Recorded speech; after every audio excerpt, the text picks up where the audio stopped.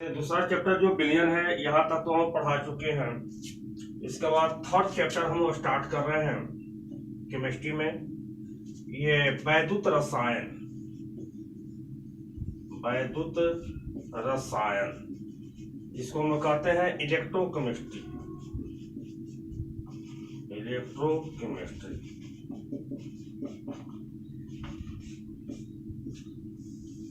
यही चैप्टर हम जो स्टार्ट करने जा रहे हैं हम लोग।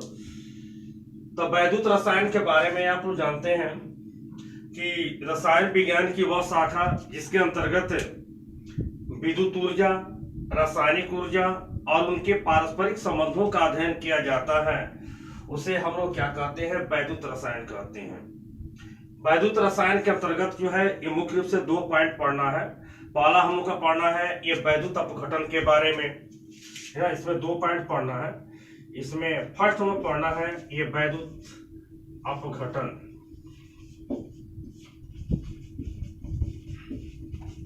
वैद्युत अपघटन जिसको हम लोग कहते हैं इलेक्ट्रोलाइसिस, इलेक्ट्रोलाइसिस। और दूसरा पॉइंट इसमें पढ़ना है ये विद्युत रासायनिक अभिक्रिया के बारे में, यानी विद्युत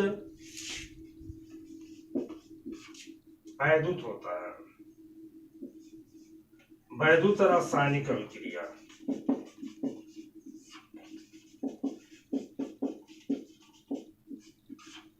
यही 2 पॉइंट जो है अभी हम लोग को इस चैप्टर के अंतर्गत पढ़ना है।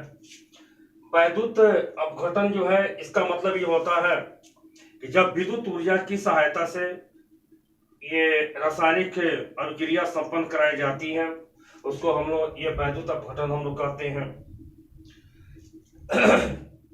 और इसके बाद ये वैद्युत रासायनिक अभिक्रिया का मतलब ये होता है कि जब रासायनिक अभिक्रिया की सहायता से विद्युत ऊर्जा उत्पन्न की जाती है, उसको हम लोग क्या कहते हैं? ये वैद्युत रासायनिक अभिक्रिया जो है कहा जाता है। यही 2 पॉइंट पढ़ना है। ऐसी दोनों पॉइंट के अंतर्गत जो है हम लोग का इसमें और भी हम लोग पढ़ना है।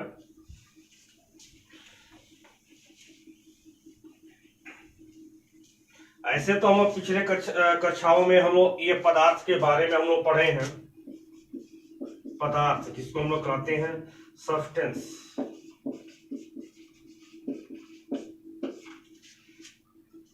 पिछली बार जैसे हम लोग केमिस्ट्री का जब बेसिक हम पढ़ा रहे थे तो उसमें पदार्थ के बारे में हम बताए थे कि हमारे आसपास की जो भी चीजें दिखाई देती है वही पदार्थ होती हैं। ऐसे तो पदार्थ को 3 भागों में बांटा गया है ना, तत्व, यौगिक और मिश्रण। लेकिन जब इसमें हम आ जाते हैं तो रासायनिक दृष्टि से ऐसे हम लोग कहते हैं कि रासायनिक दृष्टि से जो पदार्थ होते हैं इनको 2 भागों में बांटा गया है। इसमें पहला भाग हम लोग का है वैद्युत अनअपघट्य, वैद्युत अनअपघट्य जिसको हम कहते हैं नॉन इलेक्ट्रोलाइट्स, नॉन इलेक्ट्रोलाइट्स कहते हैं। कहता है कि वे पदार्थ जो जलीय अवस्था में विद्युत के कुचालक होते हैं, कहता है कि वे पदार्थ जो जलीय अवस्था में या विलयन की अवस्था में ये विद्युत के कुचालक होते हैं, उनको हम लोग वैद्युत अनअपघट्य के नाम से जानते हैं। जैसे आप लोग जानते हैं तो कुचालक का मतलब आप लोग जानते हैं कि जिस विलयन में ये विद्युत धारा प्रवाहित नहीं होती है। जैसे आप लोग जानते हैं एग्जाम्पल में, जैसे चीनी है, चीनी का अगर घोल बनाते हैं और घोल बना करके जब इसमें विद्युत धारा प्रवाहित करते हैं तो कोई विद्युत धारा जो है प्रवाहित नहीं हो पाती है। चीनी है। फिर इसके बाद उसी तरह से हम लोग का यूरिया है। फिर इसके बाद क्लोरोफार्म है।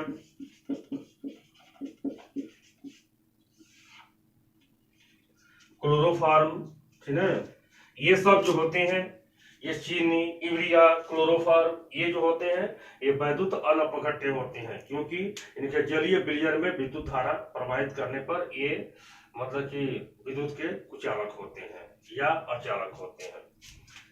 इसके बाद इसी में हम लोग का दूसरा पॉइंट पढ़ना है ये वैद्युत अपघट्य के बारे में। वैद्युत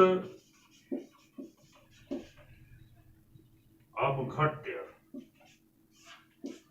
जिसको हम कहते हैं इलेक्ट्रोलाइट्स।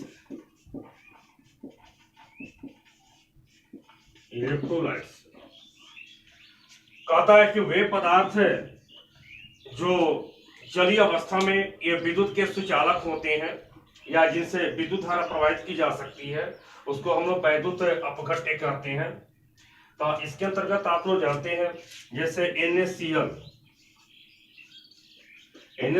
यानी नमक अगर घोल हम लोग तैयार करते हैं और तैयार करने के बाद जब इसका जलीय विलयन तैयार करते हैं तो इसमें से विद्युत धारा प्रवाहित होने लगती है, यानी ये विलयन जो होते हैं विद्युत के सुचालक हो जाते हैं।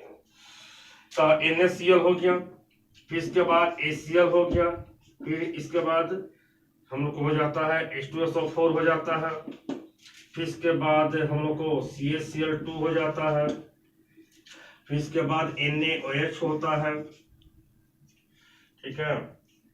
इसके बाद ZnOH हो जाता है, Zn यानी जिंक हाइड्रोक्साइड। ये सब जो होते हैं ये विद्युत के सुचालक होते हैं, यानी आसानी से इससे विद्युत धारा जो है प्रवाहित हो जाती है। तो इस तरह से हम कहते हैं कि वैद्युत अपघट्य जो होते हैं इन्हें भी ये दो प्रकार के होते हैं, ठीक है। ये दो भागों में बांटे गए हैं। पहला हम लोग का हो जाता है प्रबल वैद्युत अपघट्य। प्रबल वैद्युत अपघट्य, इसमें ए पॉइंट में होता है प्रबल वैद्युत अपघट्य और बी पॉइंट में हमको हो जाता है ये दुर्बल वैद्युत अपघट्य।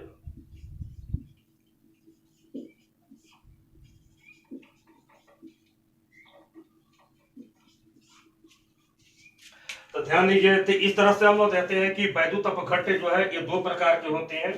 एक प्रबल वैद्युत अपघट्य होता है, दूसरा हम लोग का ये दुर्बल है, ये दुर्बल वैद्युत अपघट्य।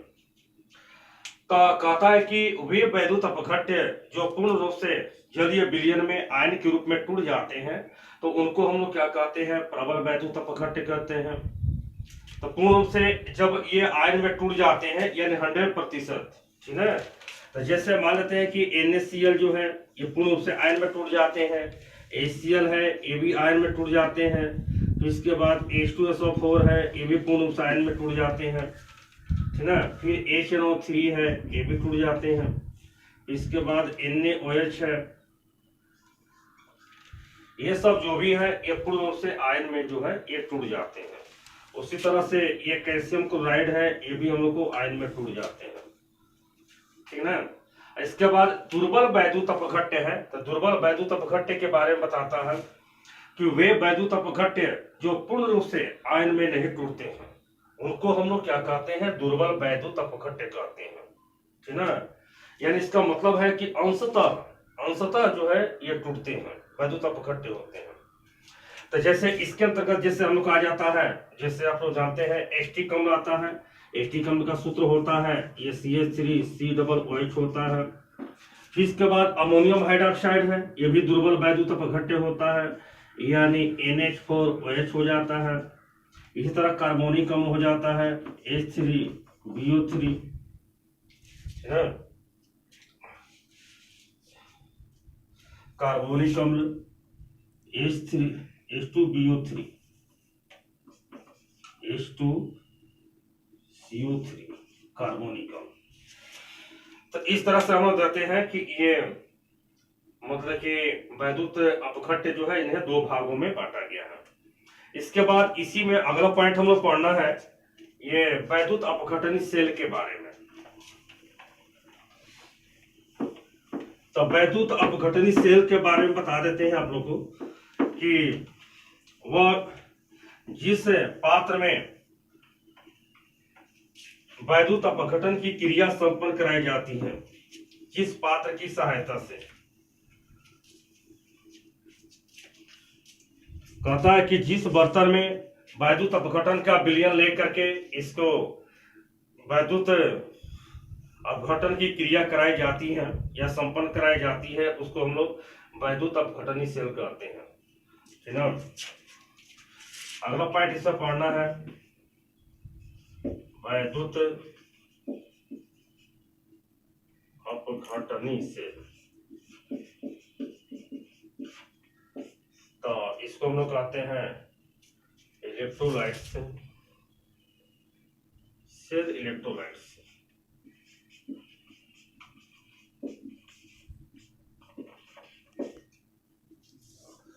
इलेक्ट्रोलाइट सेल कहिए या सेल इलेक्ट्रोलाइट कहिए। तो चलिए एक ही ध्यान दीजिए, तो इसको हम इलेक्ट्रोलाइट सेल ही लिखिए, ठीक है। देखिए कहता है कि जिस पात्र में, ठीक है, विद्युत अपघटन की क्रिया संपन्न कराई जाती है, तो विद्युत अपघटन की क्रिया जब संपन्न कराई जाती है तो उस पात्र को, जिन्हें हम लोग क्या कहते हैं, वैद्युत अपघटनी सेल कहते हैं।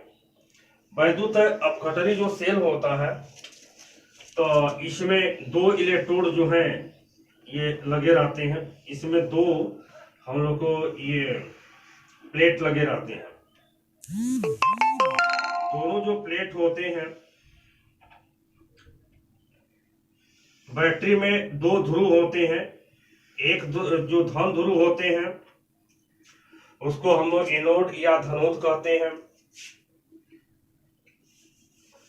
इसके बाद दूसरा हम लोग का जो इलेक्ट्रोड होता है, बता रहे हैं इसके बारे में।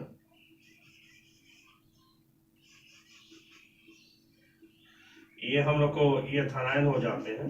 एथानाइन को हम लोग एनोड के नाम से जानते हैं।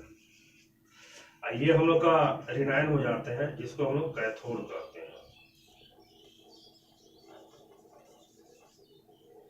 ये हम लोग को जो है ये बिलियन लिया गया है। बिलियन कोई भी हम ले सकते हैं, जैसे बिलियन में मान लेते हैं कि NaCl ले लिया। कोई भी जैसे यौगिक है उसका बिलियन हम लोग ले लेते हैं।